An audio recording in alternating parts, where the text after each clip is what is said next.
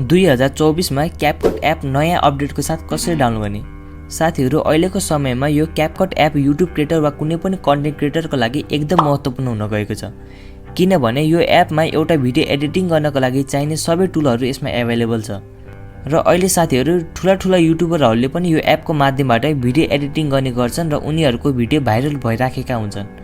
आज म तपाईहरुलाई कसरी क्यापकट एप डाउनलोड गर्ने भनेर सिकाउन जाँदैछु। भिडियोलाई पुरा अन्तिमसम्म हेर्नु होला र लाइक पनि गर्नु होला, अनि च्यानलमा नयाँ हुनुहुन्छ भने च्यानललाई सब्स्क्राइब पनि गर्नु होला, ताकि मेरो नयाँ भिडियो तपाई मार्फत पुग्नेछ। अब हामी मोबाइलको स्क्रिनतिर जान्छौं। सुरुमा आफ्नो मोबाइलमा रहेको प्ले स्टोर वा एप स्टोर खोल्नुहोस्। त्यसपछि त्यहाँ माथिपट्टि रहेको सर्च इन्जिनमा गएर क्यापकट लेखेर सर्च गर्नुहोस्। र साथीहरु, हेर्न सक्नुहुन्छ यहाँ माथिपट्टि क्यापकट फोटो एन्ड भिडियो एडिटर भनेर आइसकेको छ। यो क्यापकट भन्ने एपलाई क्लिक गर्नुहोस् र अब यसलाई इन्स्टल गर्नुहोस्।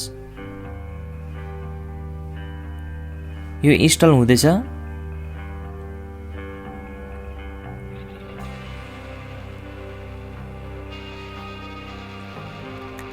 अब साथीहरु, यो क्यापकट एप इन्स्टल भइसकेपछि यो क्यापकट एपलाई ओपन गर्नुहोस्।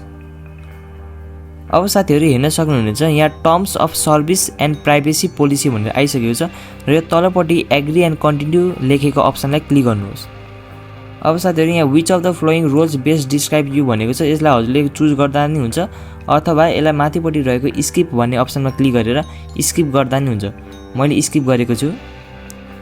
अब साथीहरु, हेर्न सक्नुहुन्छ यो हाम्रो क्यापकटको इन्टरफेस आइसकेको छ र यो हेर्न सक्नुहुन्छ यहाँ तलपट्टि 4 वटा अप्सन आएको छ, एडिट, टेम्प्लेट्स, इनबक्स, मी भनेर। अब यो हामीले भिडियो एडिटिङ गर्नको लागि यहाँ एडिट भन्ने अप्सनमा क्लिक गर्नुहोस् र अब हेर्न सक्नुहुन्छ यहाँ हाम्रो इन्टरफेस आइसकेको छ। र अब साथीहरु, यहाँ माथिपट्टि रहेको न्यू प्रोजेक्ट भन्ने अप्सनलाई क्लिक गरेर कुन भिडियो हजुर एडिट गर्न चाहनुहुन्छ त्यो भिडियोलाई एड गरेर हजुर आफ्नो भिडियोलाई एडिट गर्न सक्नुहुनेछ। आजको भिडियो पुरा अन्तिमसम्म हेरिदिनु भएकोमा धन्यवाद। भिडियोलाई लाइक गर्नु होला, अनि च्यानलमा नयाँ हुनुहुन्छ भने च्यानललाई सब्स्क्राइब पनि गर्नु होला। Thanks for watching.